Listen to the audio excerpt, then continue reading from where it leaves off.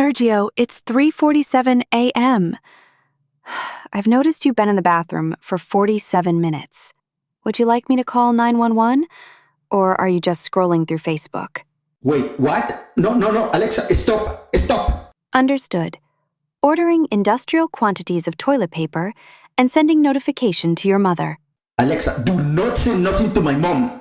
Stop, no. Message sent. Your mother has responded with 17 prayer emojis and a 4-minute voice message. Oh! And that's how my smart home nightmare began. It's all started innocently enough. I bought a light bulb you can turn on with your voice. How futuristic, I thought. And living in the Jetsons time, I said. 3 months later, I have a refrigerator that judged me for eating cheese at 2 a.m. A scale that shared my weight with my watch. We share it with my phone. We share it with the cloud. What cloud? It's raining data somewhere? My toaster, which used to be a noble and honest appliance that only burned bread, now has Wi-Fi. A toaster. Why does a toaster need internet? It's going to check its mail. Dear toaster, your bread has been successfully processed. Sincerely, Wonder Bread. And the worst part, the absolutely worst part, is that these devices listen all the time. My Alexa knows more about my life than my therapist. But at least my therapist doesn't sell information to Amazon, so they can offer me discounted antidepressant. Welcome, my dear digital paranoids, to another session of technological therapy.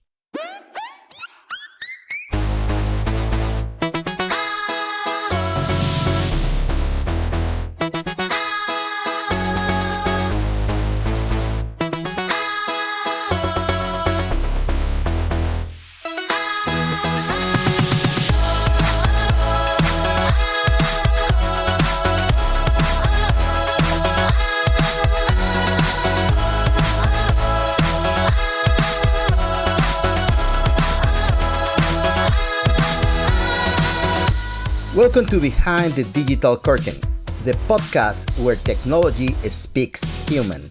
I am Dr. Sergio Sanchez, aka Dr. Qubit, your guide to understanding what's going on with artificial intelligence, digital dangers, how to navigate this crazy world of digital lies and scams that seem straight out of science fiction movies. I will tell you how to protect yourself even if you don't like technology.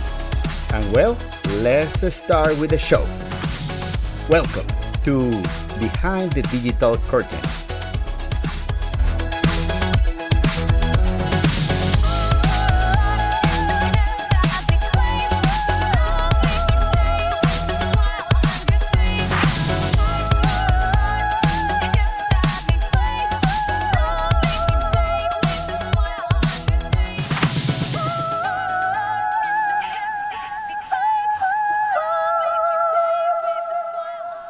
Welcome to Behind the Digital Curtain, the podcast where we make technology as easy to understand as explaining to your grandmother why she shouldn't forward chain emails. Spoiler, it won't work, but we try. This is Dr. Sergio Sanchez, but in the digital world, they call me Dr. Qubit. And today we are going to talk about something that probably listening to this podcast along with you right now. Look at that little cylinder or speaker in your living room. Yes, that cute little thing that lights up when you says, "Hey Siri," or "Alexa," or "Hey Google." That adorable device that plays music and tells you the weather and also records everything you says to send it to servers in Virginia, where artificial intelligence algorithms analyze your conversations to sell you things you didn't know you need. But let's not panic yet. First, we're going to understand exactly how these devices work, what data they collect, and most importantly, how you can protect yourself without having to live like a hermit in a cabin in Montana. what the heck is IoT? Class, open your notebooks to the page titled Things I Didn't Know I Should Be Worried About. IoT stands for Internet of Things. Sounds fancy, sophisticated, very Silicon Valley. But it really means something simple. Any physical object that can connect to the internet. Your phone, your watch, your TV, your fridge, your toaster, your coffee maker, your toothbrush. Yes, there are toothbrushes with Wi-Fi. Seriously, they are toothbrushes that report to an app whether you brush your teeth properly or just got them wet and pretend like you did when you are 8 years old. To put it in American perspective, imagine every device in your house is like a nosy neighbor. The fridge is Karen from next door, who knows everything you eat.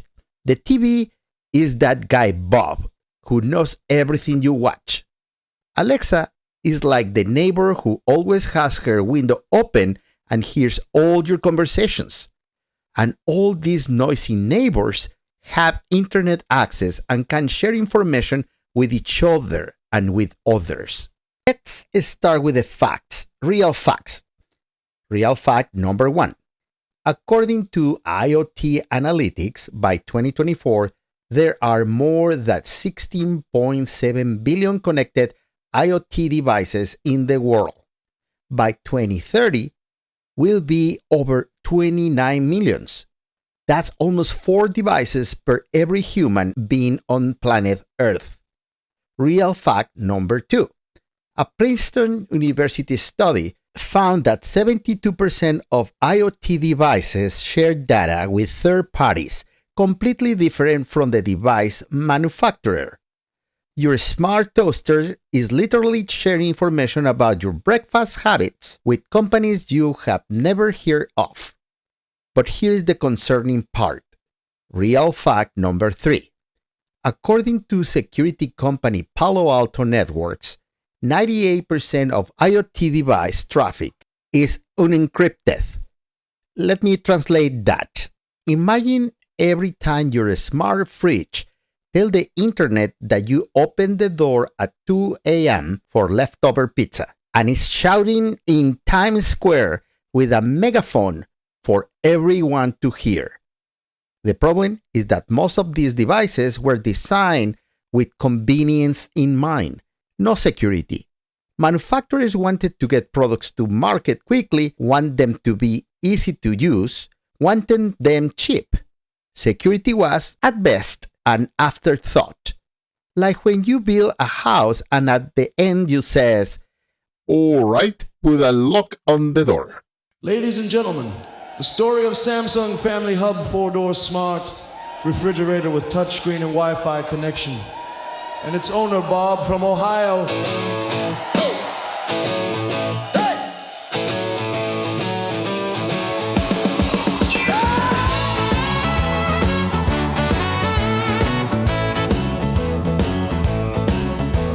I bought myself a fancy fridge with a screen and Wi-Fi too.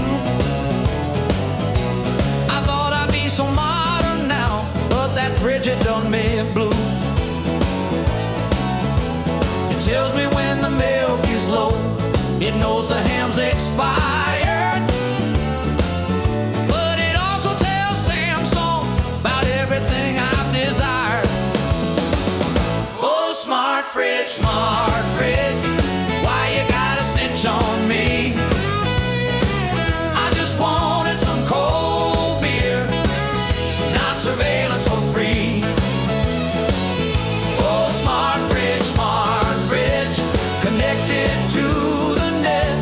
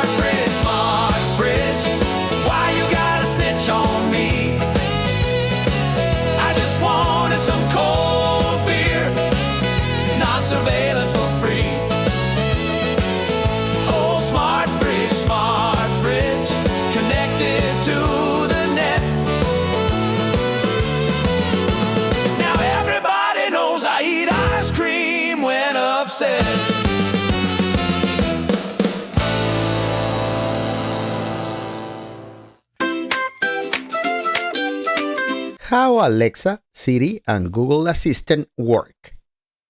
Alright, now let's get into the meat of the matter. Virtual Assistant. Amazon, Alexa, Apple, Siri, and Google's Google Assistant.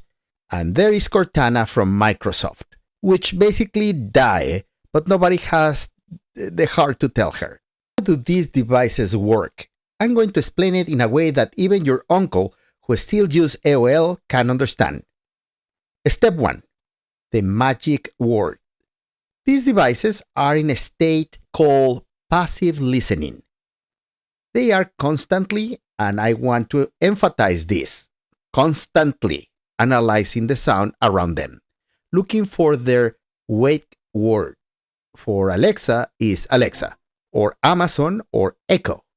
For Siri, it's Hey Siri. For Google is Hey Google, or OK Google. Now, here's an important technical detail. During this passive listening, the device is processing audio locally on the device itself. It's not sending anything to the internet yet. It's looking for sound patterns that match the wake word. It's like a dog that is sleeping but with one ear up, waiting to hear, "Hey, cutie, cutie, cutie, you wanna go for a walk? Who's a good boy? Who's a good boy?" Step 2. Activation. When the device thinks it heard the wake word, that's when the show begins. At the moment, it starts recording and send the audio to the company servers. Whether Amazon, Apple, or Google, the audio travel over the internet to huge data centers where it's processed by speech recognition and artificial intelligence systems. To give you an idea of the scale, Amazon has data centers the size of multiple football fields, full of computers processing millions of Alexa requests every day. Imagine the entire Dallas Cowboys Stadium filled with computers working 24/7. To understand what Karen meant when she asked Alexa, "Alexa, play that song. You know, the one that I like, that from that commercial." Step 3. Processing. On the servers, artificial intelligence systems convert your voice to text through a process called ASR, Automatic Speech Recognition. Then another AI system called NLU, Natural Language Understanding. Try to understand what do you want. Finally, a third system determines what to do with the request. All this happens in fractions of a second. It's technologically impressive and also terrifying if you think about it too much. Step 4. The response. The server sends the response back to your device, where a TTS, text-to-speech system, converts the text into voice you hear. And voila! Alexa tells you the temperature in Chicago, that is 72 degrees, chance of rain. The false activation problem. That is where things get awkward. These devices make mistakes, lots of mistakes. They hear things that sound similar to the wake word and activate when they shouldn't. Real fact. A 2020 Northeast University study found that smart speakers accidentally activate up to 19 times a day during a normal conversation. The reason? Similar sounding words.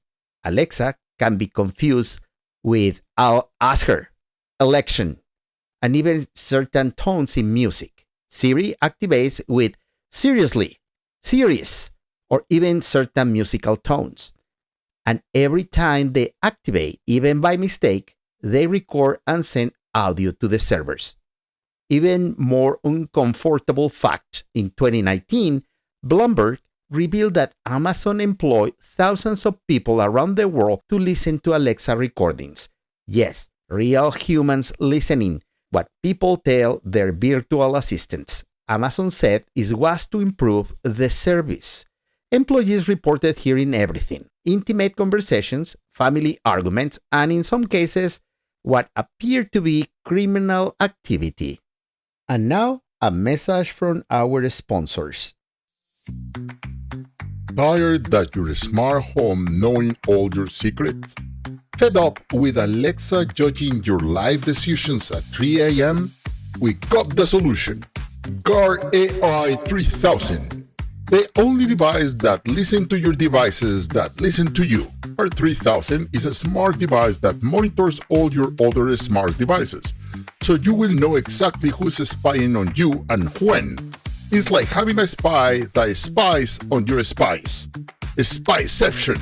Before, I didn't know if Alexa was listening while I sang in the shower. Now I know for certain that she is. Thanks, Guard AI. Guard AI alerted me when my fridge started sharing my eating habits with my health insurance. Now I know why my premium went up. Bloody freaking Alexa! Guard AI 3000. Available in 3 models: Paranoid, Very Paranoid, and Lives in a Bunker. Side effects of Guardia AI 3000 may include increased paranoia, insomnia, distrust of all electronic devices, constant calls to tech support, arguments with your spouse about whether we really need these many devices, and in rare cases, the desire to move to a cabin in Montana without electricity. Guard AI 3000 do not prevent spying. It just makes you aware of it, which might be worse for your mental health. Guard AI 3000 also collect data and send it to the servers, but we promise we do it with good intentions. Trust us. If you experience the urge to destroy all your devices with a hammer, consult a professional. Or don't. Maybe you're right. Guard 3000, because informed paranoia is better than blissful ignorance. Available at the nearest 7-Eleven that doesn't have security cameras. Ask for Dave. Cash only. Click responsible.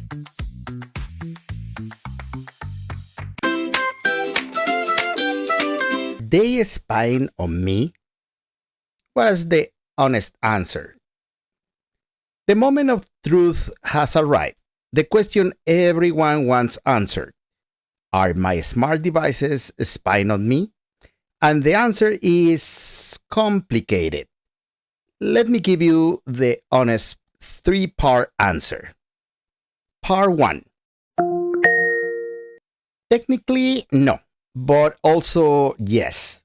Devices like Alexa aren't designed to spy on you in the traditional sense of the word. Amazon doesn't have a room full of people listening to your life in real time like a spy movie.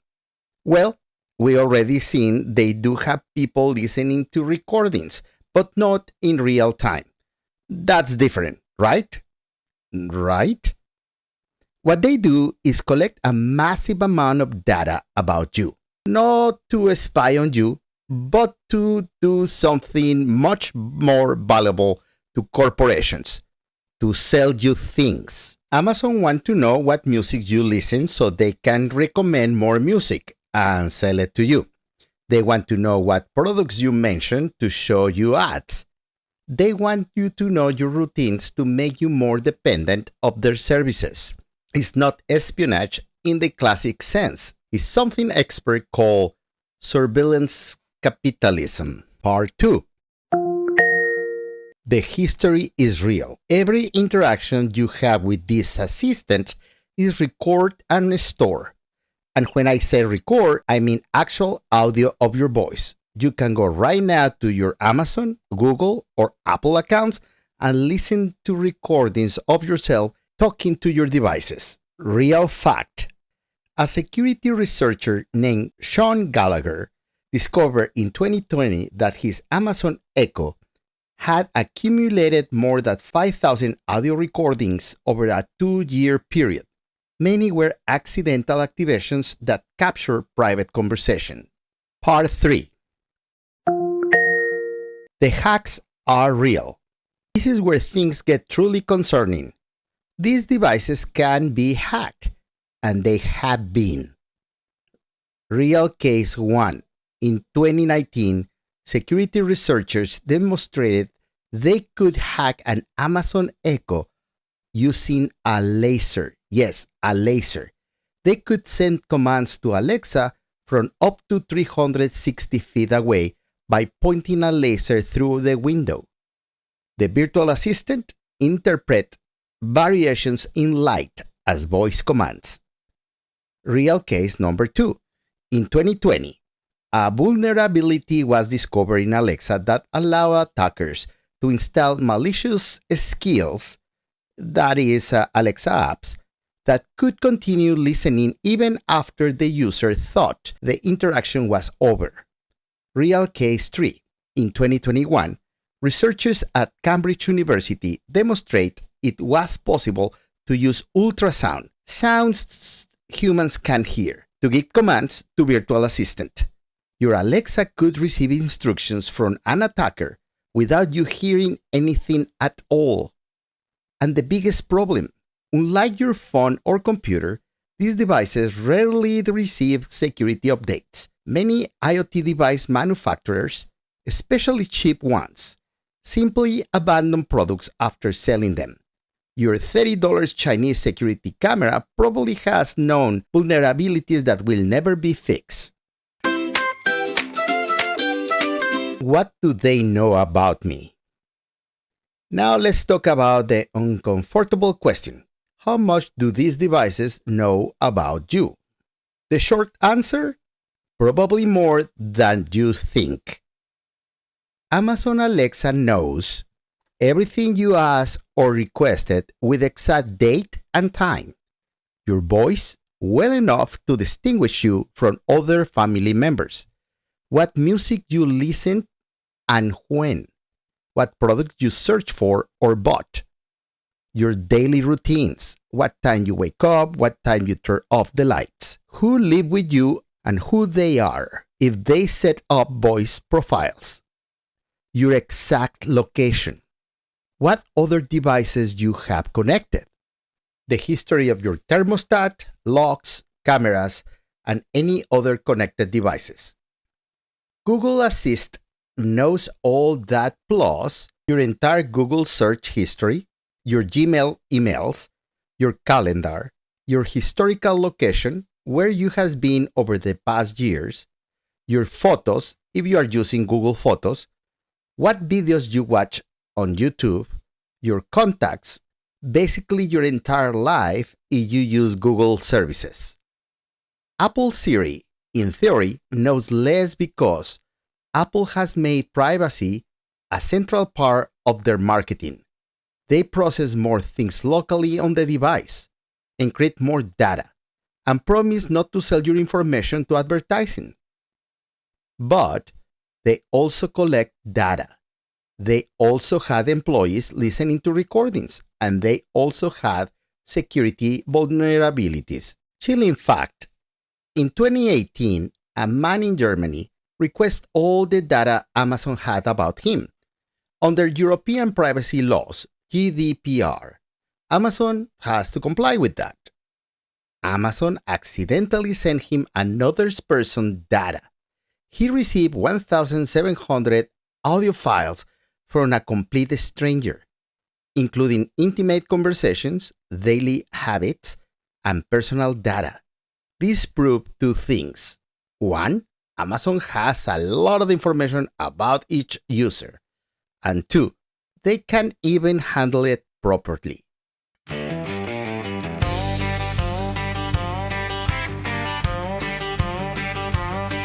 In the house of old Bill came a brand new device.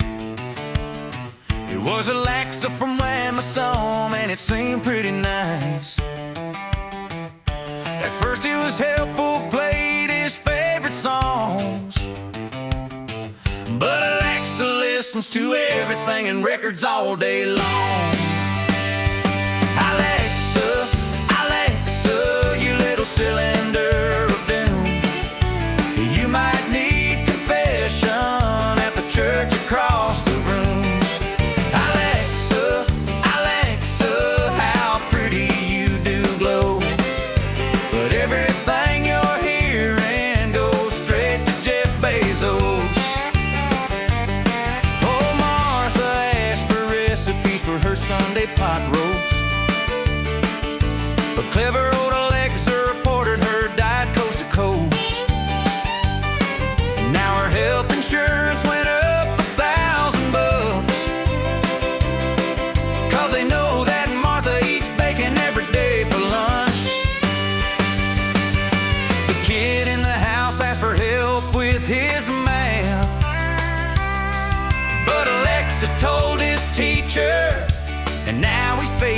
wrath.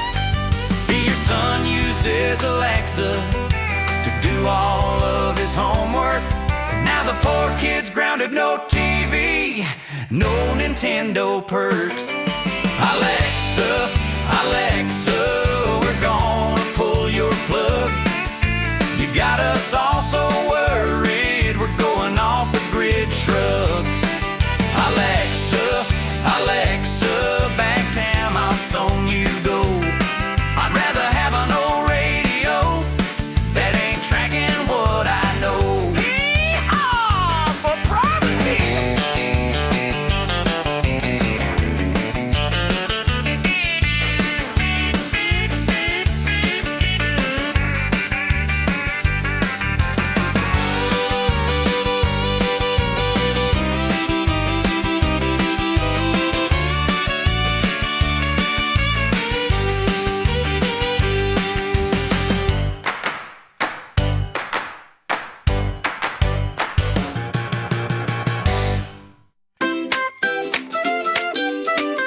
How to see and delete what they know.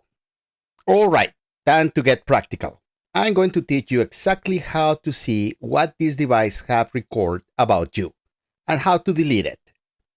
For Amazon Alexa, option 1, from the Alexa app. Open the Alexa app on your phone. Tap More in the bottom right corner.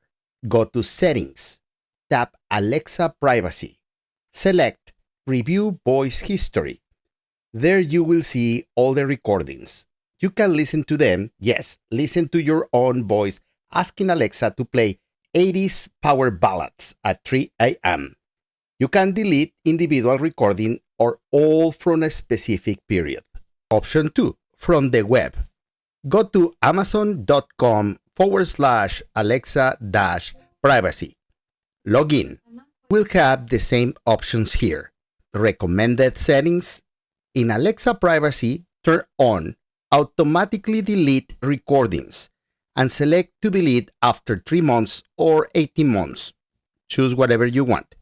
You can also configure it to delete automatically. For Google Assistant, from your phone or computer, go to myactivity.google.com.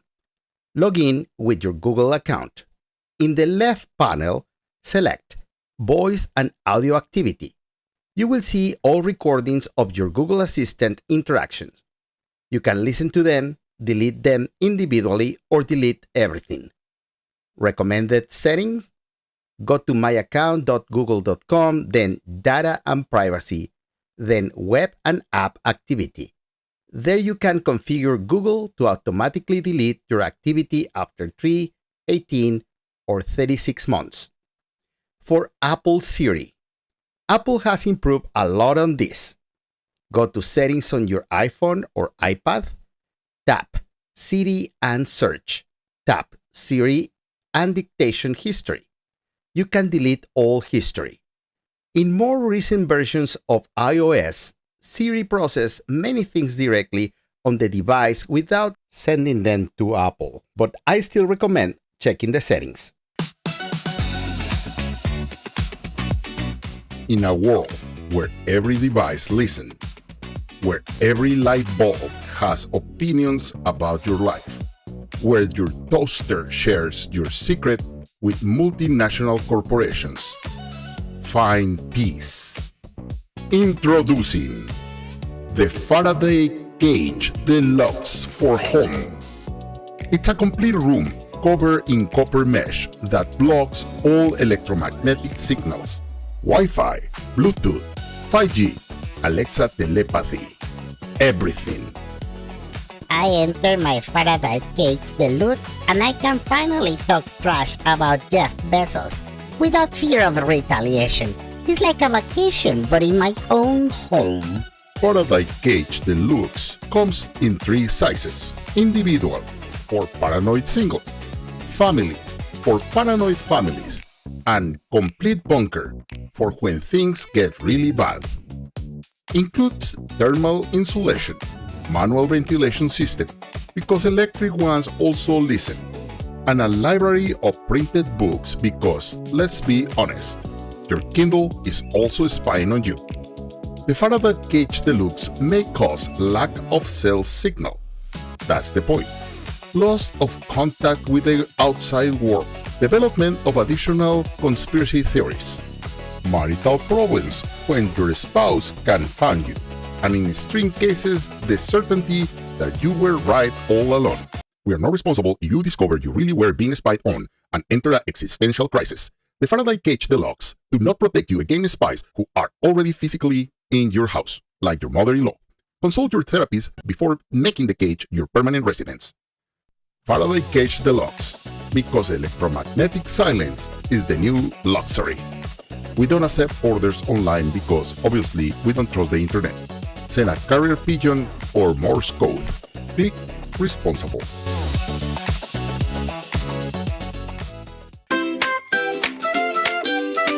Why your toaster doesn't need Wi-Fi. Now it's time to discuss the most important philosophical question of our era. Why the heck does my toaster need to connect to the internet? The answer is, it doesn't. But manufacturers connect it anyway because, reason one, because they can. Adding a Wi-Fi chip to any appliance costs about $2. It's cheap and sounds innovative. Reason two, because they can charge more. A regular toaster costs $20. A smart toaster costs $150 for exactly the same function of burning bread, but now with an app. Reason three, because they can collect data. Every connected device is another source of information about your habits. What time do you eat breakfast? How many slices of toast do you make? Do you prefer your bread more toasted or less? All of this is information that can be analyzed, sold, or used to show you ads. Reason 4, because they can create dependency.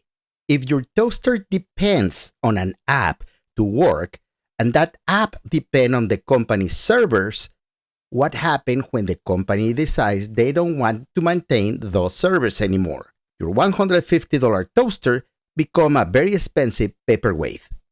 Real case, in 2020, the company Wink, which sold a smart home hub to control all your devices, suddenly announced they will start charging a month subscription of $5.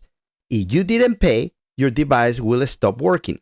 Thousands of customers were left with useless devices or had to start paying monthly. Real case 2.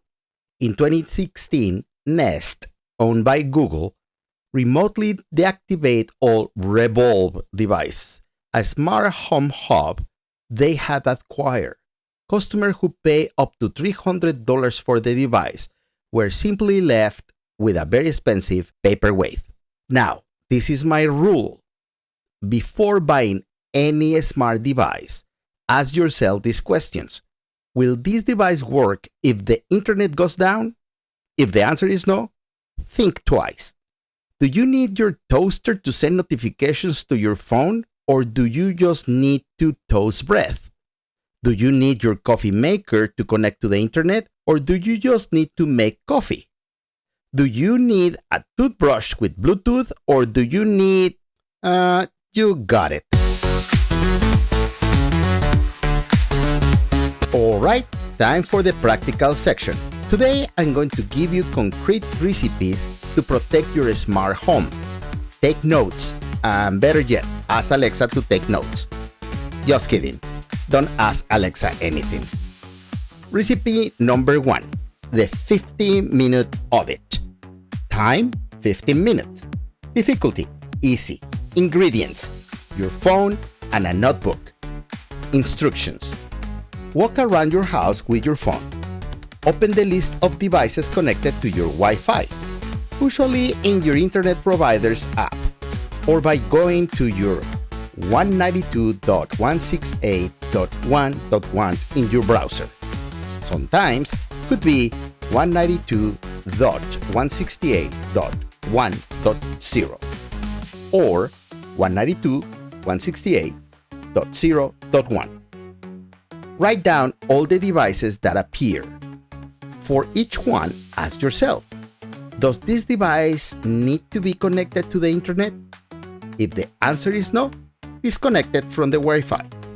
If the answer is yes, write it on your list of devices to protect.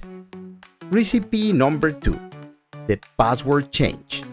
Time, 30 minutes. Difficulty, medium. Ingredients, patient, your phone or computer. Instructions, change your Wi-Fi router password.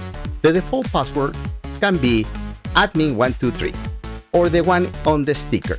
It's known by any amateur hacker. Change your Wi-Fi network name to something that doesn't identify the router brand or your name or your address. Change the password for your smart devices apps. Make sure each device has a different password. Use a password manager like Bitwarden or 1Password so you don't get crazy. Recipe number 3, privacy settings configuration. Time, 45 minutes. Difficulty, medium. Ingredients, your device apps, patient, and a cup of coffee. For Alexa, open the Alexa app. Go to Settings. Go to Alexa Privacy. Turn off Help Improve Alexa. Turn off Use Messages to improve transcriptions. Set Automatically Delete Recordings to 3 months. Review and delete your current voice history. For Google, go to myaccount.google.com. Look for Data and Privacy. Web and App Activity. Turn off or set up automatic deletion. Do the same for Location History. Review voice and audio activity and delete what you don't want saved. For Apple devices, go to Settings, Privacy and Security, Analytic and Improvement. Turn off Improve Siri and Dictation. Go to Settings, Siri and Search. Go to Siri and Dictation History. Delete. Recipe number 4, the separate network. Time, 1 to 2 hours. Difficulty, advanced. Ingredients, a router that supports guest network. Instructions, enter your router settings, usually 192.168.1.1 or 192.168.0.1 on your browser. Look for the guest network option. Create a separate network with its own password. Connect all your IoT devices, cameras, lights, assistant to this guest network. Keep your important devices, like your computer or your phones, on the main network. This way, if someone hacked your smart light, they won't have access to your computer. Recipe number 5, the mute button. Time, 1 minute. Difficulty, super easy. Ingredient, your finger. Instructions, locate the mute button on your Amazon Echo, Google Home, or HomePod.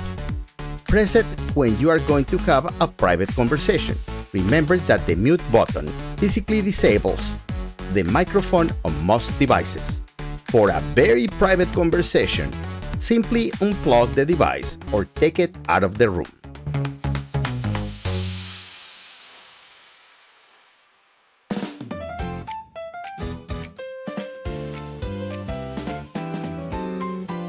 And that, my friend, is the end of this episode. But before we say goodbye, I want to be clear about something. I'm not saying you should throw all your smart devices in the trash and move to a cave. That will be extreme. And caves don't have good cell reception, which is ironic considering the topic of this episode. Smart home technology can be useful. For people with disabilities, voice assistants are incredible tools for independence. For busy families, automation can save real time. For home security, cameras and sensors can be valuable. In my own house, my kids leave the lights on all the time. And for me to say, Alexa, lights off is great. The problem isn't technology itself. The problem is the lack of transparency about what data is collected and how it's used, lack of security on how that data is protected, the lack of options to use the technology without sacrificing privacy, the lack of regulation that force companies to do things right. What I want is for you to make informed decisions, to know exactly what are you accepting when you say, I accept the terms and conditions, without reading them, to understand the trade-off you are making, convenience in exchange for privacy. And if you decide that trade-off is worth for you, perfect, but let it be your decision, conscious and informed. As my grandma used to say, who never had a smart device but had plenty of wisdom, son, there is no such a thing as a free lunch. If the product is free or very cheap, you are probably the product. Your information is valuable. Your habits are valuable. Your privacy is valuable. Treat them as such. And with that, we come to the end of another episode of Behind the Digital Curtain. I hope you now understand a little better how those talking speakers in your living room works, what they know about you, and how to protect yourself. If this episode was helpful, share it with a friend who talks to Alexa like she's family, or your aunt who is convinced the government is spying on her but keep using Facebook. They both need it.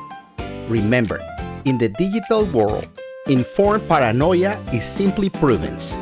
I'm Dr. Sergio Sanchez, aka Dr. Cubic. And remember, your smart home is listening to you, but now you are listening to it.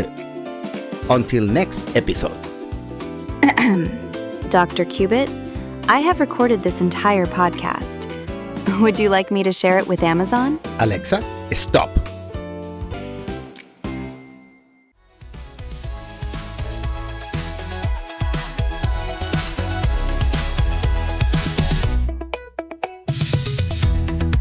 Thank you so much for listening to this week's episode. If you enjoy it, please share with someone you want to protect and help navigate this technological world. And if you have questions, anecdotes, or stories you would like to share, write me at behindthedigitalcurtainpodcast@gmail.com. I'll be waiting for you next week for another episode of Behind the Digital Curtain, the place where technology is spoken in human language. See you later.